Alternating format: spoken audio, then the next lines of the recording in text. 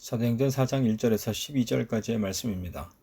사도들이 백성에게 말할 때 제사장들과 성전 맡은 자와 사두개인들이 이르러 예수 안에 죽은 자의 부활이 있다고 백성을 가르치고 전함을 싫어하여 그들을 잡음에 날이 이미 저물었으므로 이튿날까지 가두었으나 말씀을 들은 사람 중에 믿는 자가 많으니 남자의 수가 약 5천이나 되었더라. 이튿날 관리들과 장로들과 서기관들이 예루살렘에 모였는데 대제사장 안나스와 가야바와 요한과 알렉산더와 및 대제사장의 문중이 다 참여하여 사도들을 가운데 세우고 묻되 너희가 무슨 권세와 누구의 이름으로 이 일을 행하였느냐. 이에 베드로가 성령이 충만하여 이르되 백성의 관리들과 장로들아, 만일 병자에게 행한 착한 일에 대하여 이 사람이 어떻게 구원을 받았느냐고 오늘 우리에게 질문한다면 너희와 모든 이스라엘 백성들은 알라. 너희가 십자가에 못 박고 하나님이 죽은 자 가운데서 살리신 나사렛 예수 그리스도의 이름으로 이 사람이 건강하게 되어 너희 앞에 섰느니라. 이 예수는 너희 건축자들의 버린 돌로서 집 모퉁이의 머릿돌이 되었느니라. 다른 이로서는 구원을 받을 수 없나니 천하 사람 중에 구원을 받을 만한 다른 이름을 우리에게 주신 일이 없음이라 하였더라. 우리가 신약 성경, 특별히 사복음서를 읽다 보면 자주 접하게 되는 이름들이 있습니다. 바로 바리새인과 사두개인 및 서기관과 셀로신 그리고 헤롯 땅이라고 하는 이름들인데요. 이들의 공통적인 특징은 예수님을 적대시하였다는 데에 있습니다. 여기서 바리새인이란 분리된 자, 구별된 자라는 뜻을 가진 히브리어에서 비롯된 이름입니다. 이들은 모세 율법과 그것을 해석한 자신들의 전승이 동일한 권위가 있다라고 주장했던 자들이었는데요. 철저한 유일신관과 율법 준수를 강조했기 때문에 백성들로부터는 존경을 받았지만 예수님으로부터는 외식하는 자들이라는 책망을 받던 자들이기도 했습니다. 또한 서기관이라는 계층이 있었는데요. 유대인들이 바벨론의 포로로 잡혀 있었을 때 율법에 대한 깊은 연구가 시작되면서부터 그 결과로 생겨난 이들이 바로 서기관입니다. 율법을 옮겨 쓰거나 가르치는 역할을 주로 담당하다 보니 때로는 랍비나 선생으로 또는 율법교사로 불리던 자들이 바로 서기관들이었습니다. 아울러 종교 종파는 아니었지만 헤롯 왕가를 지지하고 헬레니즘을 찬송하는 비교적 온건한 정치 집단이었던 헤롯 땅이 있었고 율법과 유대 민족을 광신적으로 옹호하고 그 목적을 달성하기 위해서라면 죽음이나 폭력도 마다하지 않는 셀로신이라고도 불렸던 열심당 또한 있었습니다. 그리고 성경에는 언급되고 있지는 않지만 외부와는 교류를 최소화한 채 수도원적인 생활을 추구하며 은둔 생활을 하였던 에세네파 등이 있었습니다. 그리고 마지막으로 사두개인 그룹이 있었는데요. 이들은 솔로몬 시대의 대제사장 사독으로부터 그 유래를 찾을 수 있는 자들입니다. 숫자는 바리새파보다 소수였지만 주로 교육을 받은 자들이었으며 정치적으로나 경제적으로 높은 위치에 있었습니다. 바리새파와는 달리 하나님의 예정과 부활, 천사와 마귀의 존재를 부인하였는데요. 이들은 바리새파를 유대 전통의 반역자들로 여겼던 것으로 알려져 있습니다. 특히 이들은 종교적으로도 근본주의자들이어서 예언서를 거부하였고 이들이 믿는 성경은 구약 성경 중에서 오직 모세 오경만을 인정하고 모든 구전을 부정했습니다. 그리고 모세 오경이 부활에 대해 분명하게 말씀하지 않았기 때문에 부활의 문제를 놓고 바리새인들과 자주 충돌하였는데요. 이들의 서로 다름이 어떠한지를 잘 알 수 있는 이야기가 사도행전 23장에 기록되어 있습니다. 그 가운데서 6절로부터 8절까지의 말씀을 함께 읽어보도록 하겠습니다. 바울이 그 중 일부는 사두개인이요 다른 일부는 바리새인인 줄 알고 공회에서 외쳐 이르되 여러분 형제들아 나는 바리새인이요 또 바리새인의 아들이라 죽은 자의 소망 곧 부활로 말미암아 내가 신문을 받노라.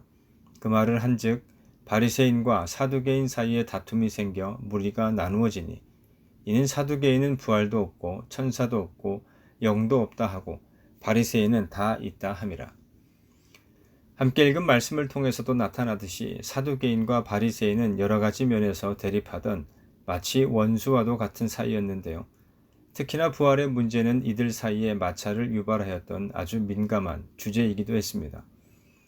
사실 사두개파는 종교적인 집단이라기보다는 당시 지배계급이었던 성직자 계급 및 집권 귀족 계층과 밀착되어 있는 정당에 더 가까웠다라고 바라보기도 하는데요. 이들은 정치적으로는 극히 현실 타협적이어서 이스라엘을 지배하는 로마의 충성을 맹세했던 자들이기도 했습니다. 그렇다 보니 당시 사두개파는 유대인들이 무장 독립 항쟁을 일으키면 그것을 막는 데 열심을 다할 수밖에 없었고, 이는 자연스럽게 열심당과 일반 민중들의 증오의 표적이 될 수밖에 없었는데요. 바로 오늘 말씀에 등장하고 있는 사두개인들이 이러한 성향의 사람들이었습니다. 한편 지난 말씀을 통해 살펴보았던 것처럼 베드로와 요한이 성전에 올라가다가 성전 앞 미문에서 구걸하고 있던 태어나면서부터 못 걷게 된 이를 보고 우리를 보라 라고 말했습니다. 그러자 그 구걸하던 사람이 무엇을 얻을까 하여서 그들을 바라보자 베드로가 말했습니다. 은과 금은 내게 없거니와 내게 있는 이것을 주노니 나사렛 예수 그리스도의 이름으로 일어나 걸으라. 그리고 베드로는 그의 오른손을 잡아 일으켰습니다. 그러자 그가 발과 발목에 힘을 얻고 뛰어 서서 걸으며 베드로와 요한과 함께 성전으로 들어가면서 하나님을 찬송하였는데요. 그러자 그곳에 있던 많은 사람들이 그 걷는 것과 또한 그가 하나님을 찬송하는 것을 보고 심히 놀랍게 여기면서 베드로와 요한에게로 몰려들었습니다. 이에 베드로가 그 모여든 사람들을 향하여 말씀을 전하기 시작했는데요. 이처럼 태어나면서부터 못 걷게 된 이가 완전히 낫게 된 것이 예수로 말미암아 난 믿음 때문이었음을 말하면서 너희가 그 거룩하고 의로운 이 예수 그리스도를 죽였으나 하나님께서 다시 살리셨음을 선포했습니다. 다만 베드로는 너희가 알지 못하였기 때문에 이와 같이 하게 되었음을 말하였는데요. 따라서 이 모든 것은 하나님이 선지자의 입을 통해서 하신 말씀들을 이루게 하기 위함이었으니 이제 너희는 회개하고 돌이켜서 죄 없이 함을 받을 것을 전했습니다. 이처럼 사도들이 그 모여든 백성들에게 복음을 전하고 있을 때 제사장들과 성전 맡은 자 그리고 사두개인들이 이르러 베드로와 요한을 잡아 가두는 일이 발생했습니다. 앞서 우리가 살펴보았던 말씀을 통해서 알 수 있듯이 예수 안에 죽은 자의 부활이 있음을 백성에게 가르치고 전하는 것을 싫어하였기 때문이었는데요. 이는 단순히 싫어하였다는 것이 아니라 화가 나서 어쩔 줄 몰라 할 정도로 싫어하였다는 뜻입니다. 먼저는 제사장들이 싫어하였는데요. 이들은 성전에서 행해지는 모든 종교의식을 주관하는 사람들로 이스라엘 백성들의 실질적인 지도자들이었습니다. 이러한 제사장들을 대표하는 이가 대제사장이었는데 당시의 대제사장은 6절에 기록된 것처럼 안나스와 가야바였습니다. 바로 예수님을 십자가에 못 박아 죽이도록 유대인들을 선동하여서 빌라도 총독에게 압력을 가하였던 바로 그 안나스와 가야바인데요. 원래 대제사장직은 한 사람이어야 함에도 복음서 및 오늘 말씀이 안나스와 가야바를 동시에 대제사장으로 부르게 된 것은 당시 대제사장직을 로마가 돈을 받고 임명하였는데 어떤 일로 인해 로마 제국으로부터 퇴진 압력을 받은 안나스가 자신의 사위인 가야바에게 대제사장직을 형식적으로 물려준 뒤 실제로는 뒤에서 모든 것을 조종하고 있었기 때문이었습니다. 이들은 또한 신약시대 유대계의 최고 통치기구인 사네드린에 속한 권력자들로서 로마 제국이 이 사네드린에 허용한 종교적, 법률적, 행정적인 일들을 처리할 수 있는 권한을 가진 자들이었습니다. 따라서 이들의 입장에서 봤을 때 자신들로부터 아무런 허락도 받지 않은 자들이 성전에서 많은 군중을 모아놓고 연설을 한다는 것은 자신들의 권한을 침해하거나 위협하는 행위로 받아들여질 수밖에 없었을 것입니다. 그래서 이전에 예수님 또한 십자가에 못 박아 죽이는 일에 앞장섰으며 예수 그리스도로 말미암은 복음에 대하여 언제나 적대자 노릇을 해왔던 것인데요. 이때도 사도들의 복음 전파를 방해하고자 나타나게 된 것입니다. 또한 제사장들과 함께 베드로와 요한이 복음을 전하는 것을 싫어했던 자들이 성전 맡은 자, 곧 성전 수비를 책임지고 있는 사람과 사두개인이었음을 성경은 말씀하고 있는데요. 유대교의 한 종파를 이루었던 사두개인은 앞서 살펴본 것처럼 유대 지역에 대한 정치적, 경제적 권력을 쥐고 있었던 자들이었습니다. 이들은 자신들이 장악하고 있는 권력과 부, 그리고 기득권을 고수하기 위해서는 수단과 방법을 가리지 않았고, 만일 자신들의 기득권을 침해할 것 같은 사람들이 나타나면 거침없이 대적하기도 하였는데요. 대제사장 안나스와 가야바를 비롯한 대부분의 제사장들은 사두개인 집단에 속한 사람들이었습니다. 그렇다 보니 이들은 현세 지향적인 신앙을 고수할 수밖에 없었고, 장차 오실 메시아를 기대하는 것은 헛된 것이라고 생각했으며, 그러한 믿음을 가진 사람들을 배척할 수밖에 없었습니다. 이들에게 있어서의 메시아란 하나의 이상이었을 뿐이며 어떤 인격적 존재 자체는 아니었던 것인데요. 이들이 예수님을 십자가에 못 박아 죽일 수밖에 없었던 것도 자신들의 권력과 부를 지탱시켜주고 있는 당시 이스라엘 사회 및 종교의 질서와 근간을 뒤흔드는 위험인물로 바라보았기 때문이었습니다. 그렇다 보니 자신들에게 허락도 받지 않은 채 이처럼 자신들이 제거해버린 예수가 부활하였다 하면서 복음을 전하고 있을 뿐만 아니라 그 예수가 유대인들이 그토록 기다려왔던 메시아이시며 마지막 날에 심판주로 오실 분임을 백성들에게 가르치고 있는 베드로와 요한이 이들에게 결코 좋게 보일 리가 없었는데요. 사도들의 이러한 가르침은 당시 성전에서의 기득권을 가지고 있었으며 부활을 믿지 않았던 사두개인들에게는 상당히 위협적인 것이었고 충격적인 선언으로 여겨졌던 것입니다. 그래서 1절 말씀에서와 같이 사도들의 설교가 채 끝나기도 전에 이들이 때를 지어서 솔로몬의 행각에 나타날 수밖에 없었던 것이고, 자신들의 기득권을 지키기 위해 아주 신속하게 베드로와 요한을 잡아서 가두게 된 것이었습니다. 그런데 원래는 이들을 잡아들임과 동시에 신문이나 재판을 진행하는 것이 일반적이었습니다. 그러나 당시 랍비의 법에는 해가 지면 어떠한 신문이나 재판을 못하도록 규정하고 있었기 때문에 의회가 모일 수 없었고 어떤 송사도 그날에 제기할 수 없었던 것인데요. 그래서 재판에 회부하지도 못한 채 3절 말씀에서와 같이 다만 가두어 놓게 된 것입니다. 이처럼 베드로와 요한을 잡으러 온 사람들은 당시 이스라엘 사회에서 막강한 권력을 가진 사람들이었는데요. 이러한 사실만을 놓고 보더라도 이때 베드로와 요한이 얼마나 위험한 상황에 직면하게 되었는지를 짐작해 볼 수 있습니다. 실제로 사도행전 7장에서의 스데반 집사가 이들에 의해서 돌에 맞아 죽었음을 생각해 보면 더욱 그러한데요. 주목해서 볼 것은 베드로와 요한이 갇히기 전까지 말씀을 전하였다는 것입니다. 즉 나면서부터 못 걷게 된 이가 걷고 뛰며 하나님을 찬양하게 된 것을 바라보았으며, 그로 인해 베드로와 요한에게 몰려들었고 그들이 전하는 말씀을 듣는 가운데 베드로와 요한이 잡혀가게 되었다는 것인데요. 중요한 것은 그럼에도 그들 가운데 믿음을 갖게 된 자가 결코 적지 않았다는 사실입니다.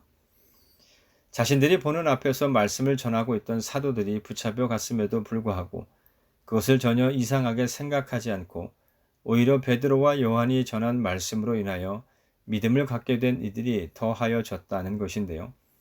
물론 이때 믿은 자들이 5천이나 되었다는 것이 베드로와 요한이 말씀을 전한 그때에 그와 같은 일이 일어났음을 의미하는 것은 아닙니다.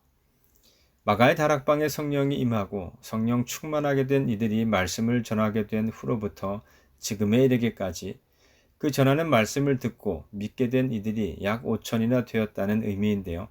통상 성경에서 사람의 수를 계수할 때 대개의 경우 남자만을 계수하였음을 생각해 보면 이때 성령 충만한 제자들이 전하였던 말씀으로 인해 예수 그리스도를 향한 믿음을 갖게 된 자들이 더욱 많았음을 짐작해 볼 수 있습니다.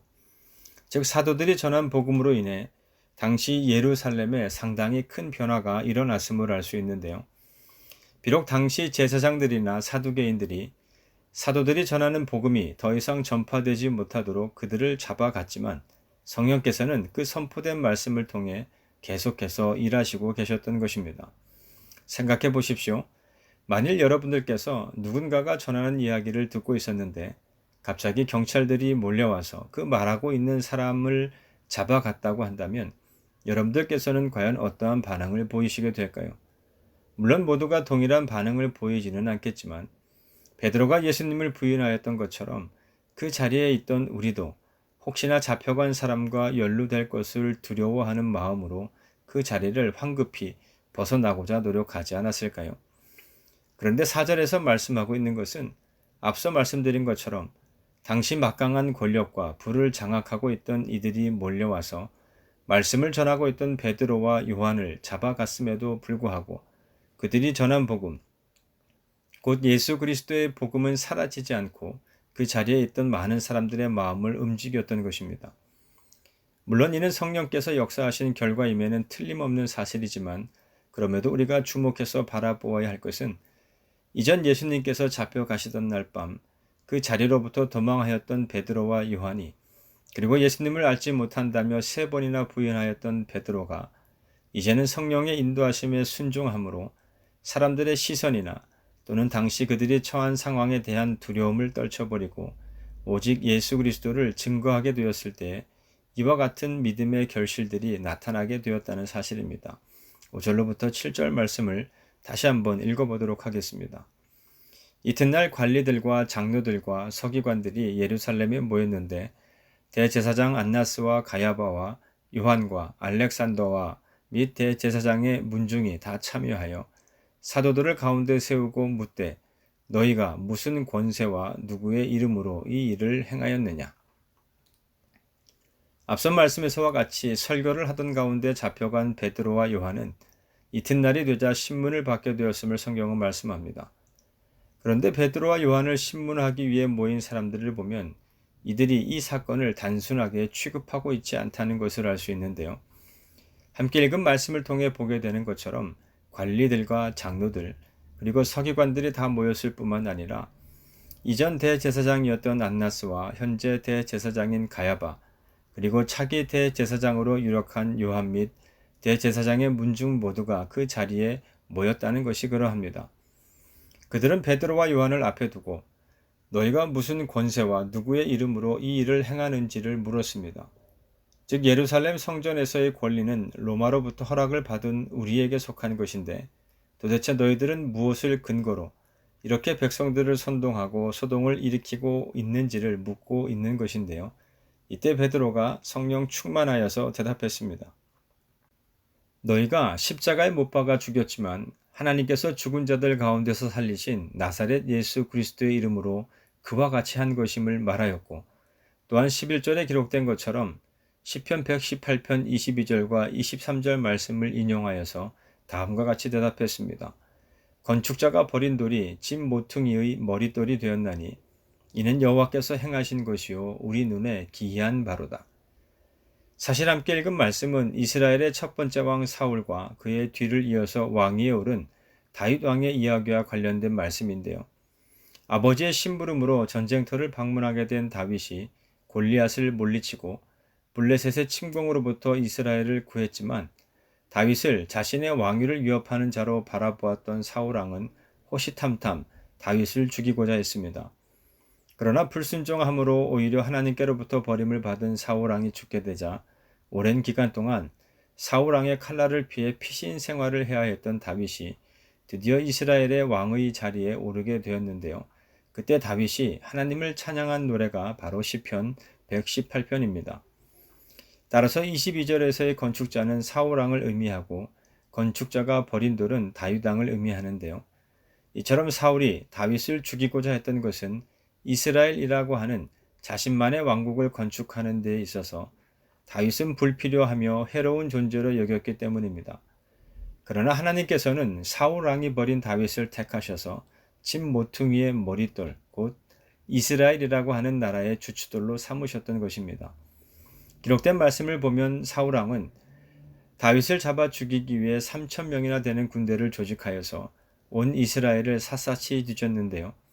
사실 일반적인 상황이었다라고 한다면 한 나라의 왕이 이 정도까지 시간과 노력을 기울였다면 그 누구라 할지라도 살아남을 수 없었을 것입니다. 그래서 누구보다도 그러한 사실을 잘 알고 있는 다윗이기에 23절 말씀처럼 이 모든 일을 가능케 하신 이가 곧 하나님이심을 찬양하고 있는 것입니다. 그런데 베드로가 바로 이러한 사울과 다윗의 이야기를 유대교 지도자들이 예수님께 행하였던 일에 적용시켜서 말하고 있는 것인데요. 건축자는 대제사장을 비롯한 유대교 지도자들이고 예수님이 바로 건축자들이 버린 돌이라는 의미입니다. 사울왕의 경우와 마찬가지로 이들이 예수님을 버릴 수밖에 없었던 것은 대제사장을 비롯한 당시 유대교 지도자들이 생각하기에는 자신들의 나라를 건축해 나가는 일에 있어서 예수님은 아무런 소용이 없었고 오히려 방해가 되는 존재였기 때문이었습니다. 그러나 하나님께서 원하시는 하나님 나라를 세워 나가는 일에는 대제사장과 유대교 지도자들이 버렸던 예수 그리스도 이외의 다른 주춧돌은 결코 있을 수 없음을 베드로는 분명히 밝히고 있는 것입니다. 예수 그리스도가 아니고서는 이 세상의 그 무엇도 하나님께로 나아갈 수 있도록 인도하는 길이요, 진리요, 생명이 될 수 없음을 말하고 있는 것입니다. 즉 베드로는 무슨 권세와 누구의 이름으로 이 일을 행하느냐는 질문에 바로 질문을 하고 있는 너희가 십자가에 못 박아 죽인 나사렛 예수 그리스도의 이름으로 이 나면서부터 못 걷게 된 이가 걷기도 하고 뛰기도 하며 하나님을 찬양할 수 있게 되었음을 증거하였고 또한 너희가 메시아로 이 세상에 오신 예수 그리스도를 십자가에 못 박아 죽인 죄인들임을 지적했습니다. 또한 이는 대제사장들과 유대교 지도자들이 흉악한 책략으로 저질렀던 자신들의 만행을 은닉하려고 했지만 베드로와 그들의 면전에서 거침없이 폭로하며 실책한 것이기도 했습니다. 그리고 베드로는 자신의 대답을 통해서 예수 그리스도의 부활을 증거했습니다. 즉 하나님께서 죽은 자 가운데서 예수님을 살리셨다는 대답으로 부활을 믿지 않는 사두개인의 잘못된 믿음을 지적함과 동시에 그들을 중심으로 구성된 공의회에 정면으로 도전하게 된 것입니다. 그리고 12절 말씀에서의 베드로는 이제 예수 그리스도 외에는 그 어떤 이름으로도 구원을 받을 수 없음을 선포하고 있습니다. 즉 너희 대제사장들과 유대교 지도자들이라 할지라도 예수 그리스도로 말미암은 구원을 받지 않으면 결코 하나님 나라에 들어갈 수 없음을 강조한 것인데요. 이는 요한복음 15장 5절에 기록된 말씀을 통해서도 동일하게 강조되고 있는 말씀이기도 합니다. 나는 포도나무여 너희는 가지라. 그가 내 안에 내가 그 안에 거하면 사람이 열매를 많이 맺나니 나를 떠나서는 너희가 아무것도 할 수 없음이라. 함께 읽은 말씀은 오직 예수 그리스도만이 우리 삶의 기반이요 신앙의 초석이며 유일한 구원의 방법이 됨을 말씀하고 있습니다. 따라서 우리가 우리의 삶을 안전하고 든든하게 세워가기 위해서는 반드시 예수 그리스도를 내 삶의 기반이요 또한 기초로 삼아야 한다는 것인데요. 바로 우리가 이 신앙하는 삶을 살아감에 있어서 과연 누구를 주인으로 섬겨야 하는지에 대한 말씀과 다르지 않음을 알 수 있습니다. 이러한 관점에서 볼 때 사울이 왜 다윗을 죽이고자 했는지 그리고 대제사장들과 유대교 지도자들은 왜 예수님을 십자가에 못 박아 죽여야 했는지를 다시금 생각해 보게 되는데요. 그들이 그러한 선택을 할 수밖에 없었던 것은 하나님을 향한 신앙하는 삶을 살아가는 가운데 하나님이 아닌 그들 스스로가 주인이 되고자 하였기 때문임을 알 수 있습니다.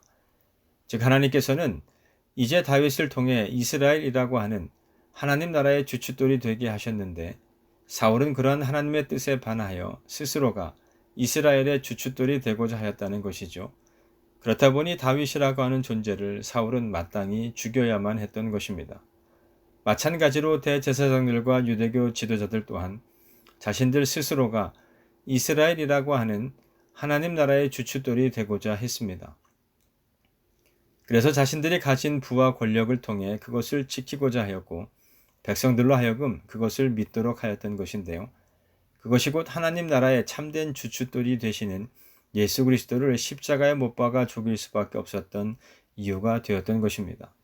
그러나 성경은 말씀이 육신이 되어 이 땅 가운데 오셔서 오직 죽음을 이기시고 승리하신 그리고 부활하신 하나님의 독생하신 아들 예수 그리스도만이 인간과 하나님 나라를 위한 진정한 주춧돌, 곧 집 모퉁이의 머릿돌이 될 수 있음을 말씀합니다. 그렇다면 오늘 이 자리에 함께한 우리 모두의 삶은 과연 예수 그리스도를 머릿돌로 삼고 살아가고 있는 것일까요? 이전에도 함께 나누었던 것처럼 사탄이 우리를 유혹하는 것은 누가 보아도 명확한 방식으로 이루어지지 않습니다. 하나님의 말씀을 따라 살아가지 말라고 직접적으로 이야기하지 않는다는 것이죠. 다만 하나님의 말씀도 따라 살고 세상적인 필요에 따라서도 살아갈 것을 말합니다. 하나님께서 말씀하신 방법도 있지만 세상에는 또 다른 방법들도 있다라고 말하면서 때로는 그 방법을 따르는 것이 우리에게 좀 더 좋은 것을 가져다 줄 수 있다라고 유혹합니다. 아담과 하와가 하나님의 말씀을 알지 못하였기에 사탄의 유혹에 빠져서 죄를 범한 것이 아님을 기억하시기 바랍니다. 그들의 마음이 하나님만이 아닌 사탄이 유혹하는 것으로도 향하였기 때문임을 잊지 말아야 할 것입니다. 예수 그리스도가 우리 삶의 모든 영역에서 주춧돌이 된다는 것은 곧 우리가 두 주인을 섬기는 삶이 아닌 오직 하나님 한 분만을 주인으로 섬기는 삶을 살아가는 것입니다.